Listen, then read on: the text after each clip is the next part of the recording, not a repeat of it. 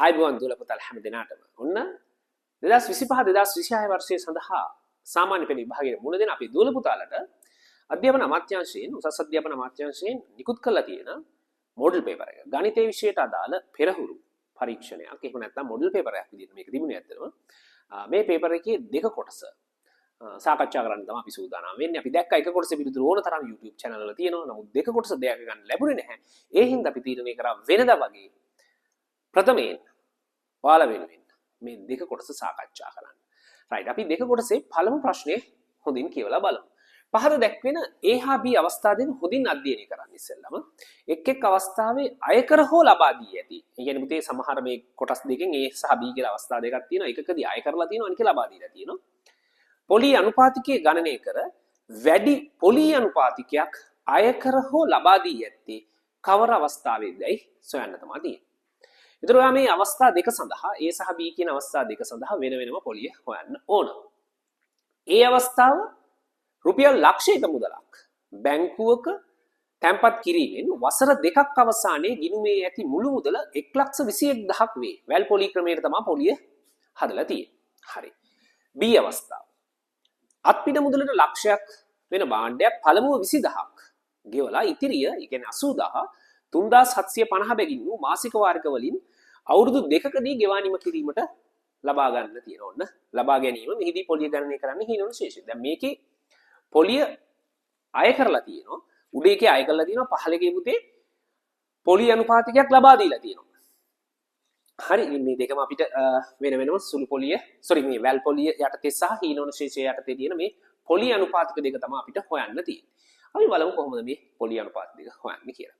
පළවෙනි කොටසේ ඒ අවස්ථාව ගැන අපි හිතුවොත් ඒ අවස්ථාවේ පැහැදිලිවම කියලා දිනවා පුතේ. ඒ අවස්ථාව ගැන මම ගන්නම්. මෙයා තැම්පත් කරලා තියෙන්නේ ලක්ෂයක්. තැම්පතුව රුපියල් ලක්ෂයයි පුතේ. වසර දෙක අවසානයේ මෙයාගේ මුළු මුදල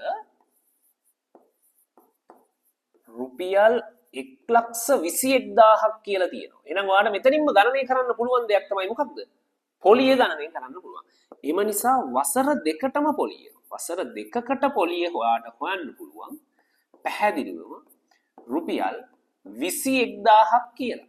ඒ තමයි මෙයාට අවුරුදු දෙකටම වැල් පොලිය විදියට ලැබිලා තියෙන පොලිය. දැන් පුතේ මේ ගාන ක්‍රම දෙකකට හදන්න පුළුවන්. එකක් තමයි ඔයා වාර්ෂික පොලිය අනුපාතිකයේ x කියලා හිතලා පළමු වර්ෂයට පොලිය හොයලා ඒ පොලිය නැවත මුදලට එකතු කරලා දෙවෙනි වර්ෂයටත් පොලිය හොයනවා. ඒකල වසර දෙකේම පොලිය 21,000ට සමාන කරනවා. හැබැයි ඒත් එක්කම අපි තව ක්‍රමයක් දන්නවා. කෙලින්ම වසර දෙකකදී තියෙන මුළු මුදල හොයන්න. මේ වැල් පොලිය වගේ එකක වසර දෙකකදී තියෙන මුළු මුදල හොයන්නත් ඔයා දන්නවා. ඉතින් එහෙම හදන්නත් පුළුවන්. සාමාන්‍ය අර කිව්ව විදිහට හදන්නත් පුළුවන්. අපි කොහොමදත් ක්‍රම දෙකෙන් හදමු. මොකද සමහර ක්‍රම සමහර දරුවෝ දන්නේ නැහැ. සමහර ක්‍රම වල සමහර දරුවෝ කැමති නැහැ. ඉතින් අපි මේ ක්‍රම දෙකෙන්ම හදලා බලමු. කොහොමද උත්තරේ එන්නේ කියලා. රයිට්. මම ගාන හදන්න ගන්නවා. ඔන්න මේ තමයි අපිට දීලා තිබ්බ දත්තය විදිහට තිබුණු කරුණු ටික. රයිට්. ඔන්න මම ඒක පැත්තකින් තියාගත්තා. හරි.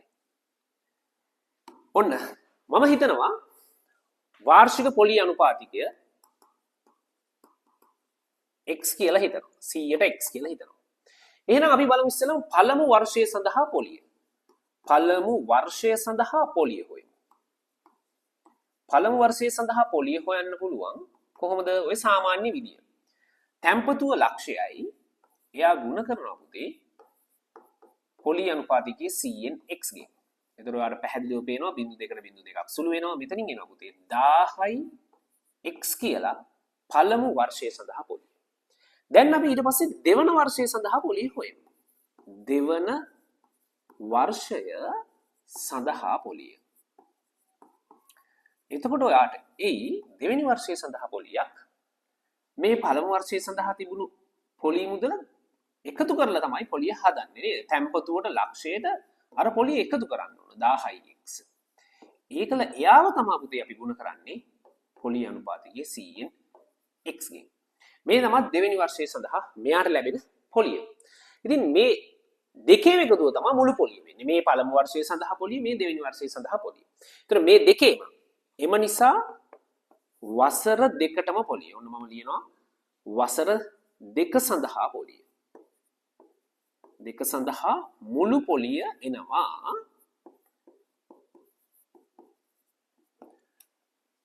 පළමු වර්ෂයේ පොලිය 1000x මේකට එකතු කරන්න ඕනේ දෙවෙනි වර්ෂයේ පොලිය ලක්ෂය එකතු කිරීම 1000 x ගුණ කිරීම cn x මේ දෙවෙනි වර්ෂයේ සඳහා පොලිය තමයි මෙතන තියෙන්නේ. හොඳයි. මේ කොටස දෙවෙනි වර්ෂයේ සඳහා පොලිය, මේ පළමු වර්ෂයේ සඳහා පොලිය. මේ දෙකේ එකතුව තමයි ගාණ කියන්නේ කීයක් කියලාද? 21000ක් කියලා කියන්නේ. ඔන්න මම මේ පාර මේ දෙකේ එකතුව 21000ට සමාන කළ සමීකරණයක් ගොඩනගා ගන්නවා. 1000x එකතු කිරීම ලක්ෂය එකතු කිරීම 1000x ගුණ කිරීම cnx මේ පොලි දෙකේම එකතුව රුපියල් 21000ක් වෙන්න ඕන. right. දැන් මේක සුළු කරන්න තමයි තියෙන්නේ. මේක සුළු කරද්දී ඔයාලට කැමති විදියට සුළු කරන්න පුළුවන්. මම මේ වරහන සුළු කරන්නම් පුතේ. මොකද මේක සුළු කරගන්න එක මට ටිකක් පහසු නිසා මම මෙන්න මෙහෙම සුළු කරනවා. මේ වරහන ඇතුලේ තියෙන කෙනා CIX ගෙන් ගුණ කරන්නනේ තියෙන්නේ. එතකොට පුතේ ඇත්තම කතන්දරේ මේ බිඳුව වල බිඳු සුළු වෙනවනේ නේද? එතකොට මෙතන මේ CN බෙදන්න ඕන මේ දෙන්නම. හොඳේ. මේ දෙන්නම CN බෙදෙන එක තමයි වෙන්නේ. එතකොට ඔයා දන්නවා මේ බිඳු දෙකකට මෙතන බිඳු දෙකකුත් මෙතන බිඳු දෙකකුත් සුළු කරන්න පුළුවන්. පැහැදිලිද? දෙන්නම CN බෙදනවා. එතකොට 1800 ඒවා 10යි, ලක්ෂයට 100 ඒවා 1000යි කියලා එනවා. එතකොට පුතේ අර බෙදීමේ 100 කියන එක කරදරේ අයින් වෙනවා. එහෙම නැත්නම් දරුවෙකුට පුළුවන් මේ ඔක්කොම 100න් ගුණ කරන්න. එතකොට චුට්ටක් විශාල සංඛ්‍යා එනවා. පොඩ්ඩක් කරදර සහිතයි. කියන්නේ අමාරුයි ටික. right අපි අර විදිහට සරල කරගත්තා. දැන් මෙතන තියෙනවා පුතේ 1000x. දැන් ඔයාලා මෙතන වරහන ගුණ කරන්න පුළුවන් x ගෙන්. සමහර අය ඉන්නවා පිටිපස්සෙන් x තිබ්බොත් ගුණ කරන්න බෑ කියලා නෑ. එහෙම ප්‍රශ්නයක් නෑ පුතේ. ගුණ කරන්න තියෙන්නේ. මෙතන එනවා 1000x. තව 10යි මෙතන x එකක් තිබ්බා. 10යි x වර්ගයක් එනවා පුතේ. සමානයි 21000 කියලා එනවා. හරි. දැන් ඔයාලට පේනවා මේක සුළු කරගන්න පුළුවන් 10යි x වර්ගෙ මම මුලින් ලියන්නම් 10යි 10යි 2000යි x සමානයි 21000. දැන් පුළුවන් ඔයාලට මේ මුළු සමීකරණයම 10න් බෙදන්න. 10න් බෙදුවම මෙතනින් එනවා x වර්ගය ධන 200යි x ධන 2100 සමානයි 2100 කියලා තමයි යන්නේ. එන්නේ 200යි x සමානයි 2100. මේක දැක්ක ගමන් අපි දන්නවා මේ තියෙන ත්‍රිපද වර්ගජ සමීකරණයක්. 2100 අපි මේ පැත්තට අරන් සුළු කරගමු. මේ සමීකරණය අපි දන්න හුරු ආකාරයට 200ix ඍණ 2100 සමානයි බිඳුව. දැන් පුතේ මේකේ සාධක බලන්න තියෙන්නේ. ගුණිතය 2100ක් එන්න ඕන, එකතුව 200ක් එන්න ඕන. ඉතින් උතන ඔයාලට පුළුවන් හොයාගන්න 200 2100 කිව්වහම ලොකු සංඛ්‍යාවක් පොඩි සංඛ්‍යාවක් ඉන්න ගුණ වෙලා තියෙන්නේ. මොකද සංඛ්‍යා දෙකේ අන්තරයනේ පුතේ 200ක් එන්නේ. මෙතන ඍණ 2100ක් එන්නේ දෙන්නගේ ගුණිතේ. දෙන්නගේ ගුණිතේ ඍණ එනවා කියන්නේ අනිවාර්යෙන් මැද පදේ එන්නේ අඩු වෙලා. මොකද ධන ඍණ දෙකක් නේ ගුණ වෙන්නේ. අඩු වෙලා 200ක් එනවා කියන්නේ විශාල සංඛ්‍යා දෙකක ගුණිතයෙන් තමයි 2100 ඇවිල්ලා තියෙන්නේ. ඉතින් ඔයාලට චූටි කාලයක් ගත්තත් 210 10න් ගුණ කරාම කියන එක ඕක පැහැදිලි වෙයි. එතකොට එනවා පුතේ x වර්ගය ධන 210යි x ඍණ 10යි x ඍණ 2100 සමානයි බිඳුව කියන මට මේක සුළු කරගන්න පුළුවන්. දැන් ඔයාලට පුළුවන් මේකේ සාධක වෙන් කරන්න. මේකෙන් x එකක් ගත්තොත් x ධන 210යි මෙතනින් ඍණ 10ක් ගත්තොත් x ධන 210යි. පුතේ සාධක දෙක එකක් x ධන 210 අනිත් එක්කෙනා x ඍණ 10 සමානයි බිඳුවයි කියලයි. මෙහිම ආවහම ඔයා දන්නවා පිළිතුරු ලියන්න. එක්ක x ධන 10 සමානයි x ධන 210 සමානයි බිඳුව හෝ අනිත් එක්කෙනා x ඍණ 10 සමානයි බිඳුව. දැන් මේකෙන් x සඳහානේ ඍණාගයක්. මෙතන x සඳහා එනවා ධනාගයක්. හැබැයි අපිට මෙයාව ප්‍රතික්ෂේප කරන්න පුළුවන්. මොකද පොලි අනුපාතකයක් සාමාන්‍යයෙන් ඍණ කියලා මේකෙදි ගන්න බෑ. මොකද ඇත්තට පොලියක් ලැබිලා තියෙන ඍණ කියන්නේ ණය වෙනවා වගේ කතන්දරයක්. ණය වෙනව නෙවෙයි. ඉතින් අනිත් පැත්තට යනවා කියන එක. පොලිය එයා බැංකුවේ තැන්පත් කරලා එයා ගෙවන්න ඕන වගේ කතන්දරයක් තියෙන්නේ. එහෙම වුණොත් එහෙම. ඉතින් මෙතන පොලි අනුපාතිකයේ ඍණ විය නොහැක කියලා ගමු. පොලි අනුපාතිකය ඍණ විය නොහැක හේතුව මෙයාට ඇත්තටම පොලියක් ලැබිලා තියෙනවනේ. එහෙනම් ඉතින් ධන වෙන්න ඕන. එම නිසා x සමානයි 10යි. එහෙනම් අපිට කියත හැකි වාර්ෂික වැල් පොලි අනුපාතිකය. පොලි අනුපාතිකය එනවා පුතේ 100ට 10ක් කියලා. දැන් මේක ඔන්න ඔහම හදන්න පුළුවන්. එතකොට මෙතන මේ සමීකරණ විසඳීම තිබුණා. මෙන්න මේ චූටි සමීකරණ කොටස විසඳන්න අපිට තිබ්බා. හරි. හැබැයි ඔය ගානම මේ කොටසම පුතේ මට පුළුවන් මෙන්න මේ විදිහටත් හදන්න. ඔය කොටසම මෙහෙම හදන්නත් පුළුවන් අර අපි දන්න ක්‍රමයේ භාවිතා කරලා. වැල් පොලියේදී අපි දන්නවා වැල් පොලිය ක්‍රමයේදී අපි දන්නවා පුතේ වසර දෙකකදී ලැබෙන මුළු මුදල හොයන්න. වසර දෙකකදී මුළු මුදල සඳහා අපි සූත්‍රයක් ගන්නවා. කොහොමද? තැම්පත් කරේ ලක්ෂයයිනේ. මේ ලක්ෂය වාර්ෂික පොලිය දීලා තිබ්බේ අපි ගත්තේ 100ට x කියලානේ. එහෙනම් ලක්ෂය ගුණ කරන්න ඕන 100න් 100 ධන x පොලිය අනුපාතිකය එකතු කරනවා. මතකද 100ට 10යි පොලිය කිව්වොත් එහෙනම් අපි 100න් 110න් 100න් 110න් ගුණ කරන්නේ. එතකොට අවුරුදු දෙකකට නම් 100න් 110යි 100න් 110 කියලා දෙපාරක් ලියනවා. අවුරුදු 3කට නම් 100න් 110යි 100න් 110යි 100න් 110 කියලා තුන් පාරක් ලියනවා. රයිට් මේ එක අවුරුද්දකට ලැබෙන මුළු මුදල අවුරුදු දෙකකට ලැබෙන මුළු මුදල බලන්න ආයිත් අපි ලැබෙන මුදලින් ගුණ කරනවා. මේ 100 ධන x කියන්නේ ලැබෙන මුළු මුදල. පොලියත් සමග මුදල. මේ වසරක් අවසානයේ ලැබෙන පොලියත් සමග මුදල. මේ තියෙන්නේ. මේ වසර දෙකක් අවසානයේ ලැබෙන පොලියත් සමග මුළු මුදල. මේ දෙන්නගේ ගුණිතය සමාන වෙනවා 20 නෙමෙයි 1,21,000 කියලා නේ ගානේ තිබ්බේ. ඔව් වසර දෙකක් අවසානයේ ලැබෙන මුළු මුදල 1,21,000 කියලා තිබ්බා. ඔන්නවම සමාන කරා. මේ වසර දෙකකදී ලැබෙන මුළු මුදල 1,21,000ට සමාන කරා. දැන් ඉතින් අච්චර දෙයක් තිබුණේ නැහැ. කෙලින්ම සුළු කරන්න තියෙන්නේ. මෙතන බිංදු දෙකක් සමග මේ බිංදු දෙක සුළු කරන්න පුළුවන්. මේ බිංදු දෙකට මේ බිංදු දෙක සුළු කරන්න පුළුවන්. ඒතර මෙතන සරල වෙලා එනවා 10යි 100 ධන x 100 ධන x කින් ගුණ කරනවා කියන්නේ 100 ධන x ගේ වර්ගය සමානයි. එහා පැත්තේ තියෙනවා 1,21,000. දැන් පුතේ දෙපැත්තම 10න් බෙදන්නත් පුළුවන්. දෙපැත්තම 10න් බෙදුවොත් මෙතන එනවා 100 ධන x ගේ වර්ගය සමානයි 12,100ක් කියලා. දැන් අනිවාර්යෙන් මේක සාධක සහිත ගානක්. එහෙම නැත්නම් මේකේ වර්ග මූලයක් තියෙන ගානක් ඉන්නේ. මොකද වර්ග මූලයකට ස්ථිරගයක් අපි දන්නවනේ පූර්ණ වර්ගයක් නොවන සංඛ්‍යාවක වර්ග මූලය සඳහා කියන්නේ නැහැ නේ. ඒකට සම්නිකර්ෂණයෙන් ආසන්න වශයෙන් කියන්නේ ගන්න. එහෙම එකක් මේකේ නැහැ. ඒක වර්ග සමීකරණ ගාන නේ යන්නේ. ඔයාට වර්ග සමීකරණ ගාන හැර වර්ග සමීකරණයක් වෙනත් ගැටලුවක දිනනවා. පරිමාව ගැටලුවක දිනන්න පුළුවන්, සමාන්තර ශ්‍රේණිවල දිනන්න පුළුවන්, ප්‍රතිශතවල දිනන්න පුළුවන්. ඔය වෙන තැන්වලදී වර්ග සමීකරණ ගැටලුවක් එනවා නම් අනිවාර්යෙන් ඒක සාධක සහිත එකක් තමයි එන්නේ. සාධක රහිත වෙන්නේ අර අපි කියන වර්ග සමීකරණ ගැටලුවට. එහෙනම් මේකේ පුතේ අනිවාර්යෙන් 12100 වර්ගමූලයක් තියෙනවා. ඒක හොයන්න හරි පහසුයි. ඕනනම් මෙහෙම හදන්නත් පුළුවන්. මේක වර්ග සමීකරණයක් විදියට මෙහෙට ගෙනල්ලා එහෙම සාමාන්‍ය විදියට අර ත්‍රිපද වර්ග සමීකරණයක් විසඳනවට වඩා 12100 කියන්නේ ඔයා දන්නවා මේ 121 කියන කොටස ගත්තොත් මේ ඇවිල්ලා 11 වර්ගය. මේ ඉන්නේ 11 වර්ගෙනේ. ඒතර අර ඉන්නේ 10 වර්ගෙ 100. මේ තියෙන්නේ ඇත්තම කතාව පුතේ ඔයාට වෙන්න මෙහෙම අයිඩියා එකක් එනවා නම් මේ 121 ගුණ කිරීම 100 කියලා තියෙන්නේ කියලා ඔයා දන්නවනම් 121 කියන්නේ 11 වර්ගෙ 100 කියන්නේ 10 වර්ගෙ. ඒ කියන්නේ මේ බලවල ගුණිතයන්නේ තියෙන්නේ 11 වරක් 10 කියලා ගන්න පුළුවන්. 11 වරක් 10 කියන්නේ 110 වර්ගෙ කියලා ඔයාලට හිතන්න පුළුවන්. වර්ග සමීකරණ පාඩමට කලින් අර 8 ශ්‍රේණියේදී වර්ගමූලය කියලා එකක්. ඒකෙන් ඔයා දන්නවනේ. හරි මේ 12100 කියන්නේ නම් ඔන්න අපි දන්නවා කාගේ වර්ගයේද? ඔව් 11යි 110 වර්ගය තමයි ඔය තියෙන්නේ 110 වර්ගය. මොකද 120 කියන්නේ 11 වර්ගය 100 කියන්නේ 10 වර්ගය. ඒතර 11 වරක් 10 110යි. දැන් ඔයාලට වර්ගය මෙහෙම තියෙද්දි මෙතන අපි ඊට වඩා මෙහෙම කරලා ඉන්න ඒක ගොඩක් හොඳයි ඔයාලට. නැත්නම් උතනදී පොඩි ප්‍රශ්නයකට මුහුණ දෙන්න ඉඩ තියෙනවා. 100 ධන x කියන එක කෙනා ඔහොම තියෙද්දි එයාගේ වර්ගමූලය අපි ගමු එහා පැත්තේ 12100. එතන පුතේ අපිට එනවා මෙන්න මෙයාගේ වර්ගය අයින් කරනකොට එහා පැත්තට වර්ගමූල ඒත් එක්කම අපි දන්නවා වර්ගයක අගය එහා පැත්තේ තියෙනවා නම් ඒ සඳහා වර්ගමූලයේ දාදී ධන හෝ ඍණ කියන අගයන් දෙකම ගන්න ඕන.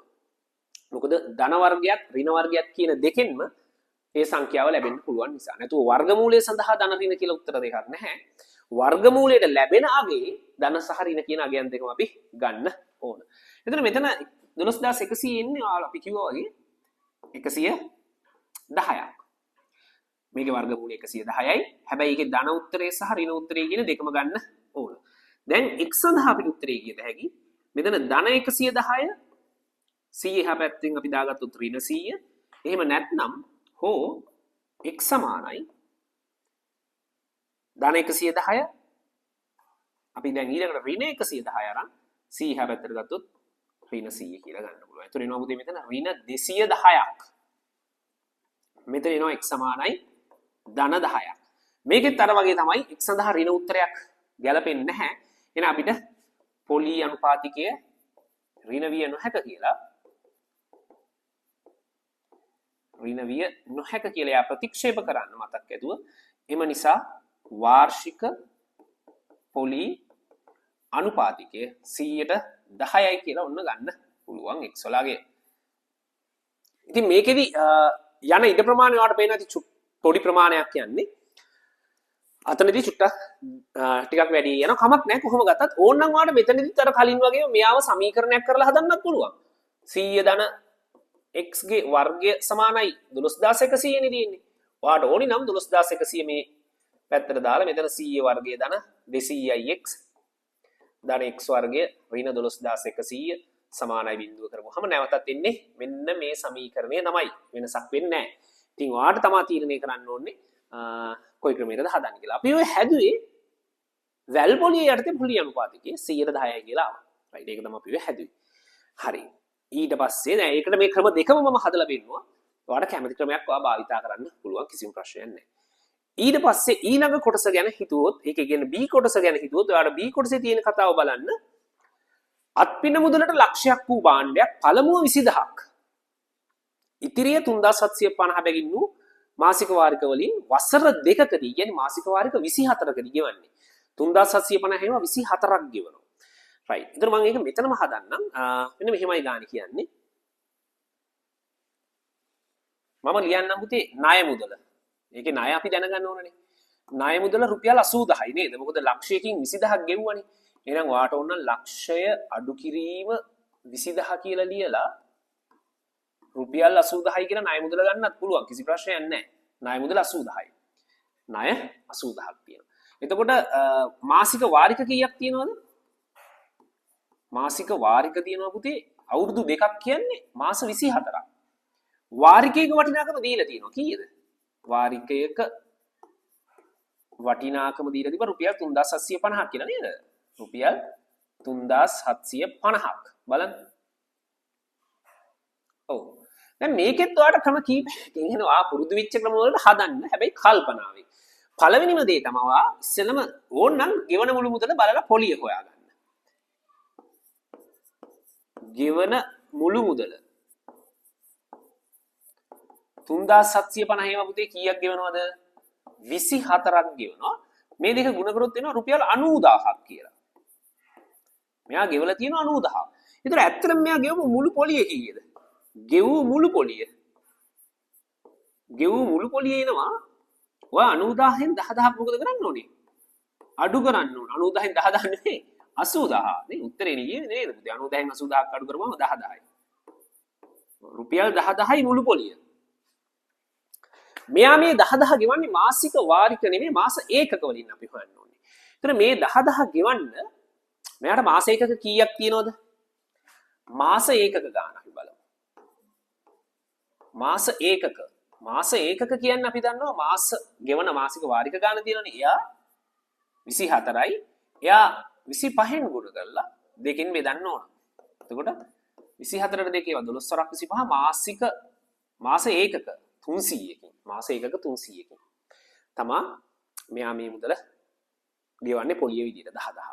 ඒතර එක මාස ඒකකයකට පොලිය හොයන්නේ කොහොමද? 10000 බෙදන්න ඕන 300 නේද? එහෙනම් එම නිසා මාස ඒකකයට පොලිය. මාස ඒකකයට පොලිය 10000 බෙදන්න ඕන පුතේ 300න් බෙදෙන්නේ නැත්තම් බෙදන්න එපා හොඳේ. ඕක තියන්න 100 බෙදීම 3යි. ඕක 33.0 කියලා එහෙම ගන්න යන්න එපා. අමාරුවේ වැටෙන තැනක් ඔය. ඒකම තමයි ගණන් වල ඒ ටයිප් එක වල හුරු වෙලා තියෙනවා. අපි කියලා තියෙනවා බෙදන්න දැක්ක ගමන් බෙදන්න යන්න එපා. ඒව බෙදීම් තියාගෙන ඉන්න. මොකද ඒව තමයි ඔය පොඩි ට්‍රික්ස් ඔය මැත්ස් පේපර්ස් වල හදනකොට තියෙන කපටි තැන්. ඒව අහු වෙන්න එපා ඒවට. ඒව අහු වෙන තැන් ඔක්කොම අපි කියලා තියෙනවනේ. හරි 100 බෙදීම 3යි. මාස ඒකකයට පොලිය. දැන් ඔයා බලන්න ඕන මාස ඒකකයක වටිනාකම කොච්චරද කියලා. ඒ කියන්නේ මාසයකදී වාරිකයක් නෙමෙයි මාස ඒකකයක්. මේ මාස ඒකකය කියලා කියන්නේ මුතේ මාසයකට පොලිය නැතුව ගෙවන මුදල. ණය මුදලින් ගෙවන කොටසක් තියෙනවනේ. ඒකට අපි කියනවා මාස ඒකකය. මාස ඒකකයක වටිනාකම ඔයා හොයන්නේ මේකේ මාස ඒකකයක වටිනාකම හොයන්න ගානේ දීලා තියෙනවා 80,000ක් නේ ගෙවන්න තියෙන්නේ. මාස කීයෙන්ද? 24කින්. 80,000 බෙදීම 24. දැන් මේකත් සුළු වෙනවා ලස්සන. 24ට 8 ඒවා 3යි 80,000ට 8 ඒවා 10,000ක් කියලා එනවා නේද? 10,000 බෙදීම 3ක් කියලා එන්නේ. ඒකත් බෙදෙන්නේ නැහැ. ඒකත් කොහොමද තියන්නේ? ඔයා කලබල වෙන්න එපා. 10,000 බෙදීම 3යි. එහෙනම් අපිට දැන් පොලි අනුපාතිකය ලියන්න පුළුවන්. එහෙනම් එම නිසා වාර්ෂික පොලි අනුපාතිකය. වාර්ෂික පොලි අනුපාතිකය හොයන්න පුළුවන් කොහොමද? වාර්ෂික පොලි අනුපාතිකය හොයනවා දන්නවා හොයන විදිහ කොහොමද? යටින් ලියන්න පුතේ මාස ඒකකය. මාස ඒකකය උඩින් ලියන්න අපි සාමාන්‍යයෙන් මේ මාස ඒකකයට පොලිය. මාස ඒකකයට පොලිය ඒකලා අපි ආව ගුණ කරනවා 100න් ප්‍රතිශතය කරන්න. මේ මාසික පොලි ප්‍රතිශතය වාර්ෂික කරන්න යා 12 නුත් ගුණ කරලා තමයි ගන්නෙ. රයිට් අපි දැන් මේක ওই විදිහට සුළු කරලා බලමු. ඔන්න ගාණි කියනවා මාස ඒකකය 10,000 බෙදීම 3යි. 10,000 බෙදීම 3යි. එතකොට පුතේ ආර් දීලා තියෙනවා මාස ඒකකයට පොලිය කීයද ආවේ 10,000 බෙදීම 3යි. අතන එනවා 100 බෙදීම 3ක් නේ. මාස ඒකකයට පොලිය 100 බෙදීම 3ක් කියලා එනවා. 100 බෙදීම 3ක් කියලා එනවා. මේ තියෙන්නේ මාස ඒකකයකට පොලිය 100 බෙදීම 3යි. පල්ලෙහා තියෙන්නේ මාස ඒකකයක වටිනාකම. දැන් අපි යා ගුණ කරනවා කීයෙන්ද? 100න්. ඒන උත්තරේ ගුණ කරනවා කීයෙන්ද? 12න්.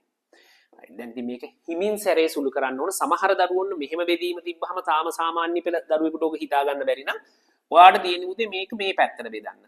100 බෙදීම 3 බෙදනවා 10,000 බෙදීම 3න් තියෙන්නේ. රයිට්. එතකොට මේ තමයි එක ප්‍රකාශනය. එයාව ගුණ කරන්න ඕන 100 ගුණ කිරීම 12න්.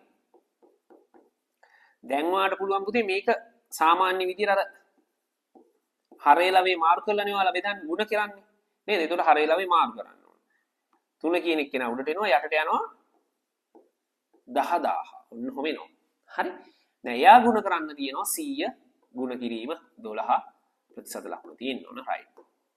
දැන් බිංදු දෙකට බිංදු දෙකක් බිංදු දෙකට බිංදු දෙකක් 3ට 3 හරියට වෙනවා 100ට 12ක්. ඔන්න ඔහොම තමයි ගාන මෙතනදී හැදෙන්නේ. පහසුවෙන් ඔන්න ඔය විදිහට ගාන හදන්න පුළුවන් 100ට 12ක් කියලා එනවා. මෙතන වාර්ෂික පොලි අනුපාතිකය. ඉතින් අපෙන් අහන්නේ කවුද? අපෙන් අහන්නේ ඔයාලට පේනවා ඇති අපෙන් ඇහුවේ රයිට්.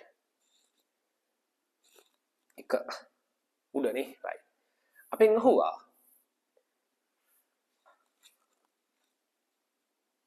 වැඩි පොලි අනුපාතිකයක් අය කර ඇත්තේ කවුද කියලා තමයි අහන්නේ. ඉතින් අපිට කියන්න පුළුවන් සුළු වැල් පොලිය යටතේ 10%ක් ආවා. හීනෝනුශේෂයේ යටතේ 12%ක් ආවා. ඒතර පැහැදිලිවම හීනෝනුශේෂයේ තමයි පොලි ප්‍රතිශතය වැඩි කියන එක ඔයාලට කියන්න පුළුවන්. 12% කියන එක කෙනා විශාලයි 10%ට වඩා. 100 නොදා හරි කොහොම 12 විශාලයි 10ට වඩා කියන එකත් එක්ක ඔයාලට කියත හැකි. ඒ නිසා හීනවන ශේෂයට ශේෂ අනේ මෙතන B කියලා දෙන්නේ. B අවස්ථාවේදී වැඩි පොලි ප්‍රතිශතයක් අය කර ඇත කියලා කියන්න පුළුවන්. B අවස්ථාවේ වැඩිපුර පොලි ප්‍රතිශතයක් අය කර ඇත කියලා කියන්න පුළුවන්. ඔන්න ඔහොමයි පළවෙනි ගාන තිබුණේ. හරි නේද? අයින් අපි බලමු වැඩි කාලයක් ගන්න නැතුව දෙවෙනි ගාන කොහොමද කියන්නේ. හොඳයි අපි බලමු දෙවෙනි ප්‍රශ්න කොහොමද තිබ්බේ කියලා. දෙවෙනි ප්‍රශ්නය දෙවෙනි ප්‍රශ්නේ විදිහට මේ සැරේ සමගාමී සමීකරණ ප්‍රශ්නේ තමයි දාලා තියෙන්නේ.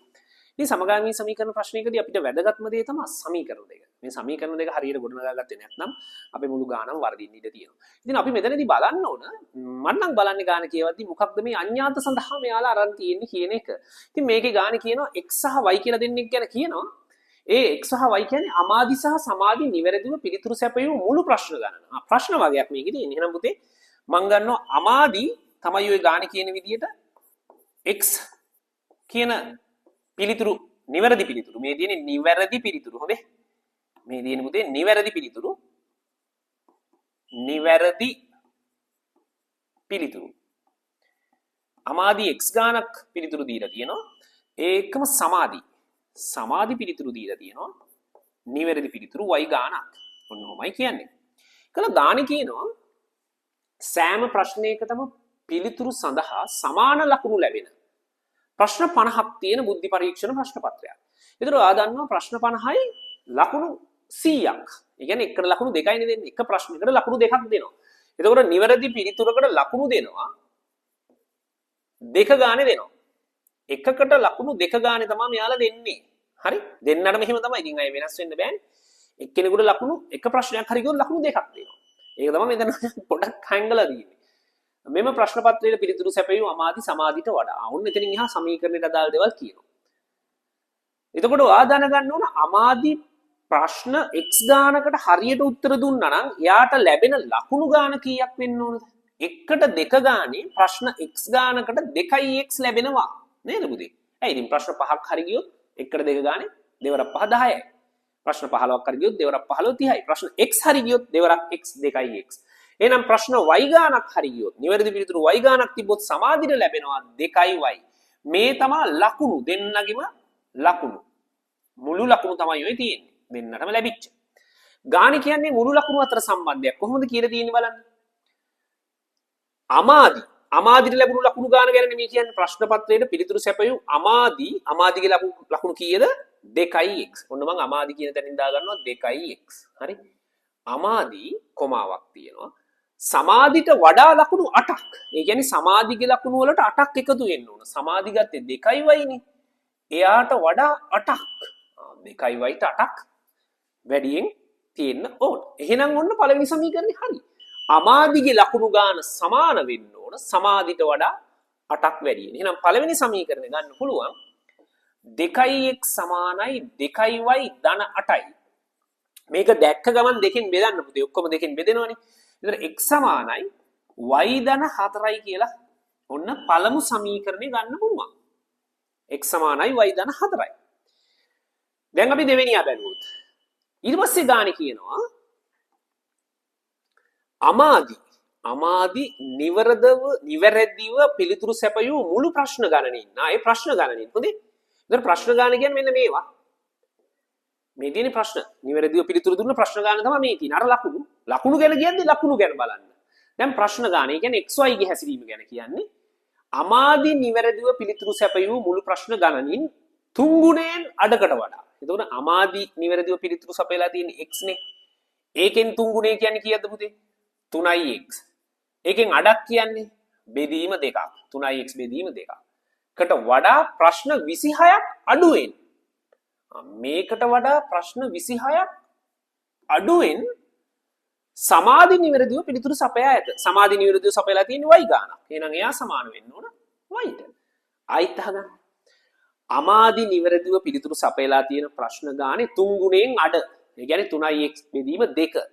ඊට වඩා 26ක් අඩු වගේ. එහෙනම් ඒ නාගින් 26 අඩු කිරීම සමාන වෙනවාලු සමාධි නිවැරදිව පිළිතුරු සැපයූ ප්‍රශ්න ගාන. සමාධි නිවැරදිව පිළිතුරු සපයලා තියෙන y. එහෙනම් මෙන්න දෙවෙනි සමීකරණය. ඉතින් මේ දෙවෙනි සමීකරණය එන්නේ එතකොට 3x බෙදීම 2 ඍණ 26 සමානයි y කියලා. ඔන්න ඔහොමයි තියෙන්නේ. ඉතින් ඔයාලට පුළුවන් මේ මෙහෙම දැක්කම මේ සමීකරණේ ඕන්නම් මේ බෙදලා තියෙන දෙක කියන එක නා කරදරයක් නිසා මුළු සමීකරණෙම දෙකෙන් ගුණ කරන්න පුළුවන්. මෙයත් දෙකෙන් ගුණ කරනවා, මෙයත් දෙකෙන් ගුණ කරනවා, මෙයත් දෙකෙන් ගුණ කරනවා. හැබැයි ඉතින් මෙතන y උක්ත වෙලා තියෙන්නේ. ඒකෙන් ප්‍රයෝජනයක් ගන්න උනත් පුළුවන්. කෙලින්ම මෙතනදී ඇත්තටම හදන්න තියෙන්නේ මෙයා මෙතෙන් ආදේශ කරා නම් ඊට වඩා ගොඩක් සරල වෙයි. නමුත් ඔහොම හදන අයත් ඉන්න හින්දා තමයි මම ඔහොම කියලා කීවේ. එතකොට ගොඩක් අයට පුළුවන් පුතේ ඔය කියන සංඛ්‍යාව බෙදීමේ සංඛ්‍යාව අයින් කරගන්න. හැබැයි ඊට වඩා පහසුයි දැන් මෙතන උක්ත වෙලා තියෙන නිසා. මේ එක මේ දෙක. මේ වගේ අවස්ථාවක මොන වගේද? උක්ත වී ඇති අවස්ථාවක මාර ලේසි ආදේශය කියන එක. ආදේශ කරා නම් ගේමක් නැතුව ගාන හදන්න පුළුවන්. එක්කෝ මෙන්න මේ y කියන කෙනාට මෙයා දාන්න. මෙතන y වෙනුවට මෙයා දාන්න. මොකද මෙයා y සමානයි කියලා තියෙන්නේ. එහෙම නැත්නම් ඔයාලට පුළුවන් තව විදියක් මෙතන y කියන කෙනාට මෙයා ගිහින් දානවා වගේම මෙතන x කියන කෙනාට මෙයා ගෙනත් දාන්නත් පුළුවන්. x කියන කෙනාට y ධන 4 ගෙනත් දාන්නත් පුළුවන්. ඉතින් ඔයාගේ තීරණයක්. මම ඉතින් පහසු විදිහට මෙන්න මෙහෙම හදන්නම්. 1 හා 2 කියලා ගන්න. 1 හා 2. එතකොට පුළුවන් x සමානයි y ධන 4 කියන එක මේකට ආදේශ කරන්න. මෙන්න මෙතෙන්. ඉතින් වෙනවා පුතේ 3යි අපිට දාන්න පුළුවන් x තියෙන තැනට y ධන 4 ඔන්න x වෙනුවට y ධන 4 දැම්මා. මෙන්න මෙයා වෙනුවට මෙයා ආදේශ කරා බෙදීම 2 ඍණ 26 සමානයි y. මේ සරල සමීකරණයක්. ඔයාගේ සමගාමී සමීකරණ වල ඔයාගේ අරමුණ වෙන්න ඕනේ සමගාමී සමීකරණ සරල සමීකරණයක් බවට පරිවර්තනය කරගන්න. ඒකට ඔයාලට කැමති හොඳ ක්‍රමයක් භාවිතා කරත හැකි. දැන් මේ බෙදලා තියෙන දෙකේ ඉලක්කම නැති කරන්න දෙකෙන් ගුණ කරන්න පුළුවන්. මෙන්න මේ තුන් දෙනාම පද තුනක් තියෙන නිසා. මෙයාට මේ අසුළු වෙලා මෙතන එනවා පුතේ 3y ධන 12ක්. මෙයාගෙන් ගුණ වෙනවනේ 3y ධන 12ක්. මෙතන ඍණ 26 දෙකෙන් ගුණ කරාම ඍණ 52ක්. එහා පැත්තේ 2y කියලා ඔන්න තියෙනවා. දැන් ඔයාලට පුළුවන් මේ 2y කියන කෙනා දෙපැත්තෙන්ම අඩු කරන්න. ඒතර අපි කතාවට කියනවා මෙහෙට එනවා කියලා. ඒතර 3y ගෙන් 2y අඩු වෙනවා. මෙතන 12යි 52යි කියන්නේ පුතේ ඔයා දන්නවා ඍණ 40ක් කියලා එනවා. එහා පැත්ත බිඳුවයි 3y ගෙන් 2y අඩු වුනහම y ඍණ 40 අපිට එහා පැත්තට දාගත්තොත් y සමානයි 40යි කියලා ගන්න පුළුවන්. ඔන්න y වලට අගයක් හෙව්වා 40යි. y ට 40යි කියලා ආපු ගමන් ඔයාට ආදේශ කරන්න පුළුවන් එකට. y සමානයි 41ට ආදේශ කරොත් x සමානයි y ධන 4යි කියලා තිබ්බේ. ඒතර x වල දෙනවා පුතේ 40 ධන 4 x සමානයි 44යි. ඉතින් මතක ඇතුව මේ පිළිතුරු අරන් ඔයාලා අනිවාර්යෙන් ලිවිය යුතු දෙයක් තියෙනවා. අපි හැමදම කියනවා වගේ. ඒ තමයි අමාදි නිවැරදිව පිළිතුරු සපයූ ප්‍රශ්න ගාන 44යි සමාදි 40යි කියන එක. එහෙනම් ඒක අනිවාර්යෙන් ලියන්න. අමාදි පිළිතුරු සැපයූ නිවැරදි පිළිතුරු. අමාදි නිවැරදි පිළිතුරු සැපයූ ප්‍රශ්න ගණන අමාදි 44යි නේද? x ට 44 නේ ආයේ පුතේ. අමාදි 44යි. එහෙනම් එතනම ලියත හැකි. සමාදි පිළිතුරු සැපයූ ප්‍රශ්න නිවැරදි පිළිතුරු ප්‍රශ්න y ට ආවේ 40. එතන නිවැරදි කියන මතක ඇතුව දාන්න ඈ. ඔක්කොම ප්‍රශ්න වල උත්තර නම් ලිව්වනේ. right. ඔන්න ඔහොම x වල සහ y වල අගය ඔයා හොයන්න ඕන. දැන් ඔතනදී ඔය ක්‍රමයේම භාවිතා කරන්න කියලා එකක් නෑ. මම මේක පහසු නිසා භාවිතා කරේ. ඕනනම් ඔයාට පුළුවන් y මෙහෙට ගෙනල්ලා අර සම්ප්‍රදායික ක්‍රමයට x ඍණ y සමානයි 4 කියලා සමීකරණය හදාගන්න. මේත් ඔක්කොම දෙකෙන් ගුණ කරලා මෙතන සමීකරණය හදාගෙන අඥාත සමාන කරගෙන අඩු කරගෙන හදන්න පුළුවන්. ඒක ඔයාගේ තීරණයක්. මම මේ පහසු ක්‍රමයෙන්ම හැදුවා. ඉතින් තව නිකන් කාලේ ගන්න අපරාධයක් නිසා. right. ඊට පස්සේ කියනවා එම සමගාමී සමීකරණ යොදලීමෙන් ඔන්න විසඳීමෙන් අපි ඒක කරා. ඊට පස්සේ කතාවේ කියනවා උවිඳු සහ සමාධි යන දෙදෙනාගේම ලකුණු වල එකතුව 150යි. දැන් සමාධිගේ ලකුණු කීයද? උවිඳු සහ සමාධි. සමාධිගේ ලකුණු කීයද? ඒක ඔයාලට හොයන්න පුළුවන් දෙක කොටස. සමාධිගේ ලකුණු. සමාධිගේ ලකුණු සමාධි ප්‍රශ්න කීයකටද ලියලා තියෙන්නේ පුතේ? 40කටනේ. එහෙනම් සමාධිගේ ලකුණු 80යි තියෙන්නේ. සමාධියේ ලකුණු 80ක් තියෙනවා. උවිඳුයි මේ සමාධිය දෙන්නගේ ලකුණු ගාන කියන්නේ. උවිඳු සහ සමාධි දෙන්නගේම ලකුණු වල එකතුව 150ක් නෙමෙයි නේද කියන්නේ 150ට වඩා අඩුයි කියන නේ දසමානතාවයක් කියන්නේ. ඔව් මොකක්ද කියන්නේ බලන්න. උවිඳු සහ සමාධි දෙදෙනාගේම ලකුණු වල එකතුව 150ට අඩුයි උවිඳු සපයූ ප්‍රශ්න ගණන p කියලා ගන්නලු. ඒතර මේ දෙන්නගේ ප්‍රශ්න වලට ගත්ත ලකුණු ගාන 150ට වඩා අඩු වෙන්න ඕනේ. එහෙනම් ඔන්න අසමානතාවය මේක. උවිඳු නිවැරදිව පිළිතුරු සැපයූ ලකුණුද දීලා තියෙන්නේ. උවිඳු නිවැරදිව පිළිතුරු සැපයූ ප්‍රශ්න ගණන p කියලා තියෙන්නේ. එතකොට ප්‍රශ්න ගණන p කියන්නේ පුතේ එතකොට එයාට ලැබෙන ලකුණු කීයද? උවිඳුට ලකුණු ලැබෙන්නේ කීයද? උවිඳුගේ ලකුණු 2යි p. මොකද එයා ප්‍රශ්න p ගානකට දෙන්නේ. හරි ප්‍රශ්න p. එකට දෙක ගානේ 2යි p. එතකොට උවිඳුගේ ලකුණු 2යි p. සමාධිගේ ලකුණු අපිට ඇවිල්ලා තියෙනවා 80යි කියලා. මේ දෙකේ එකතුව 150ට වඩා අඩු වෙන්න ඕන. ඔන්න අසමානතාවය ඔයා ක්‍රියේට් කරා. මේක හරි. දැන් මේක විසඳන්න ඕන පුතේ. 80 එහා පැත්තට ගියොත් නැත්නම් අපි එහෙමනේ කියන්නේ නේද? අය කතාවට 150න් 80ක් අඩු වෙනවා. 2යි p කියන කෙනා එනවා 70ක් කියලා. දෙපැත්තම දෙකෙන් බෙදන්න ඕන පුතේ. එතන p වලට එන්නේ 35ට වඩා අඩුයි කියලා. එතන p සඳහා ගත හැකි විශාල මගය 35ට වඩා අඩු නිකිලම යාගයක් වෙන්න ඕන 34 තමයි ගන්න පුළුවන්. එම නිසා උවිඳු පිළිතුරු සැපයූ නිවැරදි ප්‍රශ්න ගණනේ උපරිමේ නේ නැත්නම් උපරිම ප්‍රශ්න ගණන කියලා අපි ලියමු. පිළිතුරු සැපයූ නිවැරදි පිළිතුරු සැපයූ කියලා ලියන්නේ. නිවැරදි පිළිතුරු සැපයූ උපරිම ප්‍රශ්න ගණන. කීයද පුතේ? 34යි කියන්න පුළුවන්. 35ට වඩා එකක් අඩු වෙන්න ඕන. මොකද 35 තමයි වෙන්න පුළුවන් විදියට මෙයාලා කියන්නේ. උපරිමාවේ 35ට වඩා අඩු වෙන්න එපා. මොකද 150ට වඩා අඩුනේ වෙන්න ඕනේ. එහෙනම් 35ට වඩා අඩු වෙනවා කියන්නේ 34. එතකොට හරියනේ උවිදුට 68යි සමාධියට 80යි 148යි shape. right. ඔන්නෝම හදලා තිබ්බනම් දෙවෙනි ප්‍රශ්නේ පුතේ ඔයාලට අදාළ සම්පූර්ණ ලකුණු ගාන ලැබෙනවා. අපි යමු කාලේ ගන්න යුතු තුන්වෙනි ප්‍රශ්නෙට. හොඳයි. තුන්වෙනි ප්‍රශ්නේ විදිහට අපිට දීලා තියෙන පුතේ වර්ග සමීකරණ ගාන. සාමාන්‍යයෙන් ගොඩක් වෙලාවට තුන්වෙනි හතරවෙනි ප්‍රශ්නේ අපිට වර්ග සමීකරණ දකින්න හම්බ වෙනවා. ඉතින් මේකේ විශේෂත්වයක් තියෙනවා ax වර්ගය දන bx දන c ආකාරයේ වර්ග සමීකරණයක් ගොඩනගා ගන්න කියලා තියෙනවා. ඉතින් 2016 පස්සේ අපි දැක්ක හොඳම ප්‍රශ්නයක්. මොකද වර්ග සමීකරණේ දීලා නැහැ. කවුරු හරි දරුවෙක් පාඩම් කරන් ගියා නම් වර්ග සමීකරණේ දුන්නොත් ගේම් එකක් ගන්නවා කියලා ඔන්න එතනදී ලොකු අභියෝගයක් තියෙනවා. නිවැරදි වර්ග සමීකරණයක් ගොඩනගා ගන්න ඕන. වර්ග සමීකරණේ වාට ආවෙක කොච්චර දුරට සාර්ථකද හරිද කියන එක අන්තිමේට තමයි බලා ගන්න වෙන්නේ. 1969 කියන කරණීය ඔයාගේ වර්ග සමීකරණේ විසඳද්දී ඔයාගේ පිළිතුර ඇතුලේ තියෙන්න ඕනේ. එහෙම තිබුණොත් තමයි ඔයාලට නිකන් හරි අදහසක් ගන්න පුළුවන් වෙන්නේ මේක නිවැරදිද කියලා. හැබැයි ඔයාලට විශ්වාස නැගීමක් නැහැ. අපි හැමදාම කියන්නේ තමන්ගේ විශ්වාසය තමන් රැක ගන්න ඕන. ගණිතයේ විෂය කියන්නේ වාසනාවට. එහෙම නැත්නම් ලක්කේ වාසනාව. එහෙම නැත්නම් අර ටක්ටික් ටුක් වගේ නිකන් එහෙම ගණන් හදන කතන්දරයක් නෙමෙයි. මේක මොලෙත් එක්ක තර්ක කරන විෂයක්. right අපි බලමු තුන්වෙනි ගාන. පොල් තෙල් හිදීමේ යන්ත්‍රයක් මගින් පැයකදී කොප්පරා කිලෝග්‍රෑම් x ප්‍රමාණයක් යොදා පොල් තෙල් නිෂ්පාදනය කරයි. පැයකට කොප්පරා කිලෝග්‍රෑම් x ප්‍රමාණයක් යොදනවා. එහෙනම් මම ලියනවා මෙන්න මෙහෙම මගේ නෝට් එක විදියට. පැයකට කොප්පරා කිලෝග්‍රෑම් x ප්‍රමාණයක් ගන්නවා. right ඔන්න මේක තමයි අපේ පැයකට ගන්න කොප්පරා ප්‍රමාණය. පොල් තෙල් සැකසීමේදී කොප්පරා කිලෝග්‍රෑම් එකකින්. එතකොට ඔන්න ඊළඟ දත්තය කොප්පරා කිලෝග්‍රෑම් එකකින්.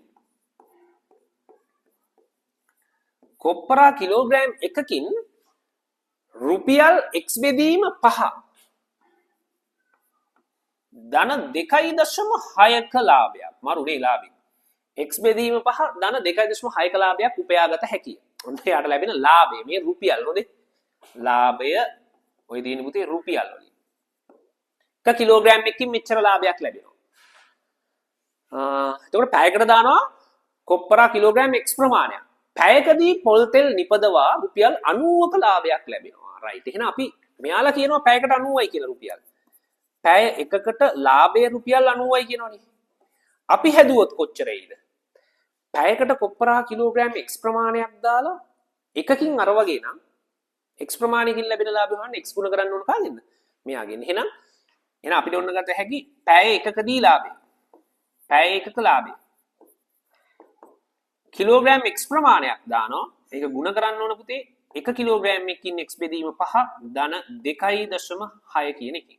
මේ තමයි පැයකට දාන කොප්පරා කිලෝග්‍රෑම් ගාන මේ 1 කිලෝග්‍රෑම් එකකින් ලැබෙන මේ තමයි පැයකට දාන කොප්පරා කිලෝග්‍රෑම් ගාන මේ තමයි 1 කිලෝග්‍රෑම් එකකින් ලැබෙන ලාභය. ඉතින් මේ දෙකේ ගුණිතෙන් රුපියල් 90ක් ලැබෙන්න ඕන කියලා තමයි මෙයාලා කියන්නේ. එහෙනම් අපි මේ දෙකේ ගුණිතය 90ට සමාන කරමු. එම නිසා එහෙනම් ඔන්න කියත හැකි x වරක් x බෙදීම 5 ධන 2.6 සමාන වෙන්න ඕන 90ට. මේ සමීකරණය.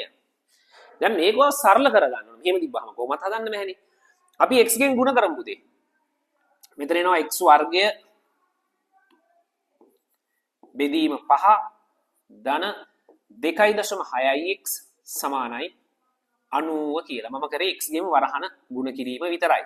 දැන් මේ බෙදීමේ 5 කරදරයක් උදේ. ඒ හින්දා අපි ඔක්කොම පහෙන් ගුණ කරමු මේ සමීකරණේ තියෙන සියලුම පද ටික. ඔන්න ඔය විදිහට. right. ඉතින් මේ 5ට මේ 5 සුළු වෙලා ඔයාට එවි x වර්ගය ධන 2.6 පහෙන් ගුණ කරොත් ඔයා දන්නවා 13යි. 13යි x 90 පහෙන් ගුණ කරොත් 450යි. දැන් 450ත් අපි මේ පැත්තට දාගත්තින් මෙන්න මේ වගේ සමීකරණයක් වාට එනවා විසඳන්න. අමුතුම ආකාරයේ සමීකරණයක්. නේ අමුතු කියන්න බෑ ඉතින්. අමුතු කියලා කියන්න හේතුව මොකක්ද දන්නවද පුතේ? සමීකරණේ හොඳට බලන්නකෝ. x වර්ගය ධන 13යි x ඍණ 450 සමානයි බිඳුව. මැද පදේ චුට්ටක් බලන්න ඔත්තේ. ඔක වර්ග පූර්ණයෙන් ඇදුවොත් මොකද වෙන්නේ? අපි කියනවා වර්ග සමීකරණ පාඩමේ මැද පදේ ඔත්තේ આવොත් ඒක වර්ග පූර්ණයෙන් හදන්න යන්න එපා. වර්ග පූර්ණයෙන් හදුවොත් චුට්ටක් අපහසු වෙනවා. මොකද බෙදීම දෙකක් කියනවා. අමාරු නෑ. අපි ඕන තරම් හදලා තියෙනවා. නමුත් අපි නිකම් බොරුවට කාලේ නාස්ති කරන්න ඕනේ නෑ. සූත්‍රය කියන එක භාවිතා කරන්න ඕනේ මෙන්න මේ වගේ අවස්ථාවල, විශේෂයෙන්ම මේ වගේ අවස්ථාවල සහ x වර්ගයේ සංගුණකේ එකට වඩා වැඩි වෙන අවස්ථාවල. මේ වෙලාවට සූත්‍රය අපිට තියෙන හොඳම විසඳුම. එහෙම නැතුව වර්ග පූර්ණයට ඒ වෙලාවට යනවා කියන එක අපරාධේ කාලය සහ තමන්ගේ එක එක ක්‍රම ඉගෙන ගන්න ඒවා භාවිතා කරන්නනේ.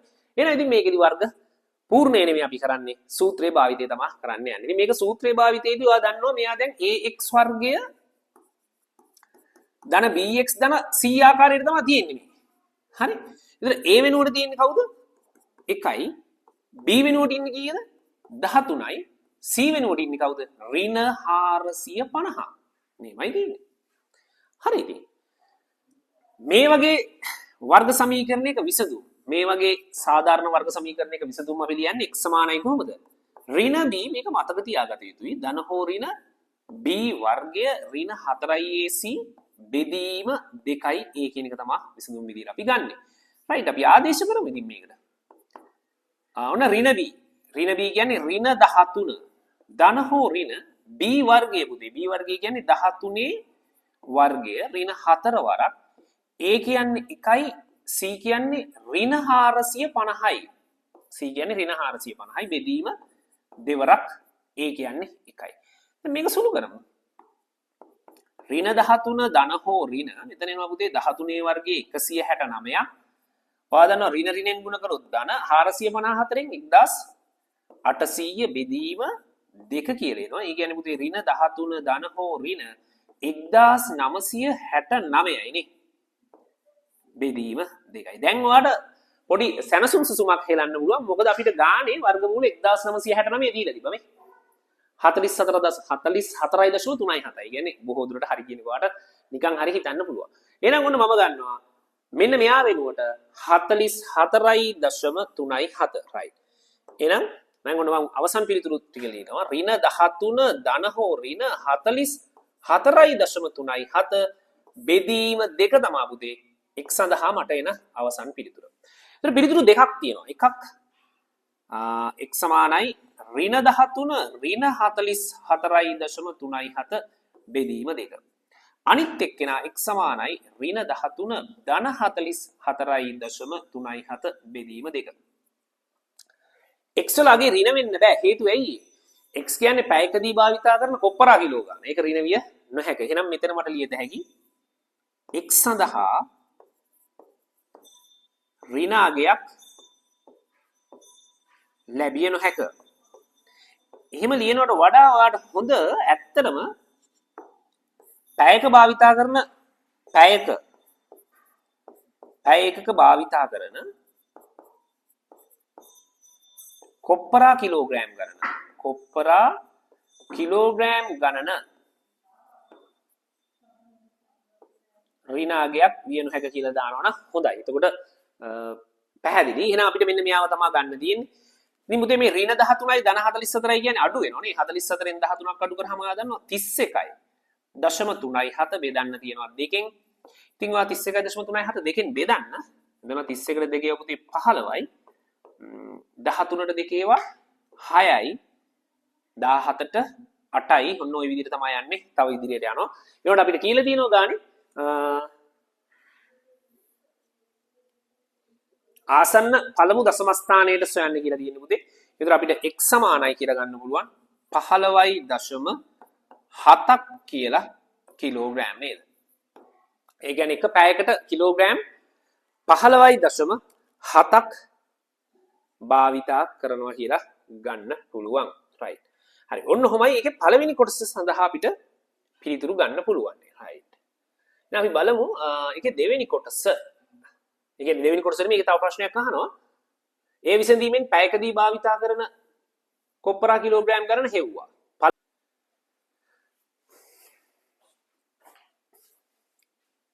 ඔව් මේකේ අවසන් කොටසේ අහනවා පුතේ ඒ විසඳීමෙන් පැයකදී භාවිතා කරන කොප්පරා කිලෝග්‍රෑම් ගණන පළමු දශම ස්ථානයේ හෙව්වා 15.7ක් කියලා ආවා.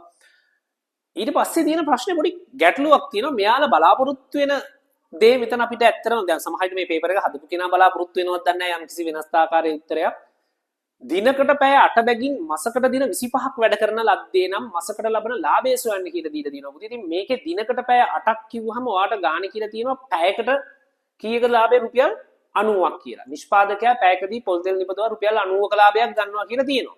ඒතර පැය 8කට කියන්නේ 98ක් අපිට ගන්න පුළුවන්. 720යි ඒ වගේ 25ක් කියන්නේ දින 25ට කෙලිම 25න් ගුණ කරලා ගන්න පුළුවන්. මෙයාලා බලාපොරොත්තු වෙනවද දන්නේ නැහැ. මේ එක් සඳහා ලැබෙන ආගේ ආදේශ කරලා හොයන්න. මං හිතන්නේ ඒක ප්‍රායෝගිකයි කියලා එහෙම සුදුසු ගැලපෙන්නේ නැහැ. කොහෙත්ම ගැලපෙන්නේ නැති දෙයක්. මොකද එතකොට මේ පැයකට රුපියල් 90ක ලාභය කියන කෙනෙක් නැහැ. මොකද අපි ආසන්න වශයෙන් ගන්නේ. ආසන්න වශයෙන් දශම ස්ථානයේ හෙව්වාම පුතේ ලොකු දශම සහිත කොටසක් තමයි ඉන්නේ. මොකද දැන් අපිට මේකෙන්නේ 15.7ක් නේ. මේ 15.7 ආදේශ කරපුවම මේ එක පැයකට නිෂ්පාදනය කරන කොප්පරා කිලෝග්‍රෑම් ගන්න නිෂ්පාදනය කරන නෙවෙයි භාවිතා කරන කොප්පරා කිලෝග්‍රෑම් ගන්න. එතකොට ඉතින් මෙතන 15.7 කියන එක ආදේශ කරපුවාම හරිනම් මෙතෙන් 15.7 ආදේශ කරලා ඒක පහෙන් බෙදලා 2.6ක් එකතු කරපුවාම ඔය කියන ලාභය එන්න ඕනේ. මේ එකකින් රුපියල් මෙන්න මෙච්චරක් එනවා කියලා තියෙනවනේ. ඒ අගේ එන්න ඕනේ. ඉතින් එහෙම අගයක් ගන්න බෑ. එතකොට ඔයාට මෙතන ඕනනම් හොයන්න පුළුවන් එක කොප්පරා කිලෝග්‍රෑම් එකකින් කොච්චර ලාභයක් ලැබෙනවද කියන එක. ඒක සඳහා එක්ස්ට්‍රා තෙන් දෙන අගේ ආදේශ කරන්න පුළුවන්. අගේ ආදේශ කරපුවාම උතර එනවා 1 කිලෝග්‍රෑම් එකකින් කොච්චර ප්‍රමාණයක් ලැබෙනවද කියලා. හැබැයි ඉතින් ඒ ගානම තමයි ඒ x වලට එන අගේම තමයි මේ පැයකට දාන කොප්පරා කිලෝග්‍රෑම් ගානත්. මොකද අපි ගානේ ගත්තේ පැයකදී කොප්පරා කිලෝග්‍රෑම් x ප්‍රමාණයක් භාවිතා කරනවා කියලානේ. ඒතකොට පැයකදී භාවිතා කරන කොප්පරා කිලෝග්‍රෑම් ගාන x ලැබෙන ලාභය හොයද්දි ඒ කිලෝග්‍රෑම් සඳහා එන x අගේම මෙතෙන් ආදේශ කරලා පහෙන් බෙදලා 2.6ක් එකතු කිරීම කරන්නේ. ඒතකොට ඒක මෙයාගෙන් ගුණ කරපුවාම 90 එන්න ඕන. නමුත් දැන් මෙතනදී 90 එන්නේ නැහැ. මොකද දශම ස්ථානයේ හොයන්නේ. පළමු දශම ස්ථානයේ හොයන්නේ. තව මේක දශම ස්ථාන තියෙද්දි. ඒතර පළමු දශම ස්ථානයේ හොයපුවාම පුතේ 15.7 කියන එක නා පහෙන් බෙදලා ඒ එනාගියට 2.6ක් එකතු කරාම එනවා කිලෝග්‍රෑම් එකකින් ලැබෙන ලාභය. ඒතර ඒක ගුණ කරපුවාම කිලෝග්‍රෑම් එකක් මේ පැයකදී භාවිතා කරන්නේ කිලෝග්‍රෑම් 15.7ක් නේ. x කියන්නේ 15.7 නේ. ඒතර යාගෙන් ගුණ කරපුවාම ඔය 90 කියන එක එන්නේ නැහැ. මොකද ආසන්න වශයෙන් අපි අරන් තියෙන්නේ. එතකොට සමහරට ගැටලුව නිර්මාණයේදී බලාපොරොත්තුවක් තිබුණද දන්නේ නැහැ. එහෙම හදයි කියලා. නමුත් ඒක සුදුසු නෑ කියන එක තමයි කියන්නේ. හොඳම දේ මේ වෙලාවේදී ඇත්තටම ප්‍රශ්නෙට පිළිතුරු ලියනවා නම් ලියන්න ඕන හොඳම ක්‍රමය වෙන්නේ පැයකට රුපියල් 90ක ලාභයක් ගන්නවා. පැය 8කට 98න් ගුණ කරනවා. ඒ වගේ 25ක් බලන්න 25න් ගුණ කරනවා. ඒතකොට තමයි දින 25 ලැබෙන මුළු ලාභය ඉන්නේ 98න් 720යි 720 25න් ගුණ කරනවා පුතේ. ඔන්න ඔයාලට නිවැරදි පිළිතුර මේකෙදි ගන්න පුළුවන්. නමුත් මෙයාලා අපේක්ෂා කරනවද දන්නේ නැහැ අර වගේ පිළිතුරක්. ඒක සුදුසු නැහැ. කෙටියෙන් මේක සුදුසු නැහැ. ඒක සුදුසුයි කියලා භාවිතා කරොත් සමීකරණේ ගොඩ නැගීම තැන ඉඳලා නැවත ගැටලු සහගත වෙනවා. රයිට්. එහෙනම් අපි වැඩි කතන්දර ඕනේ නැහැ. යමු 4 වෙනි ගාන බලන්න.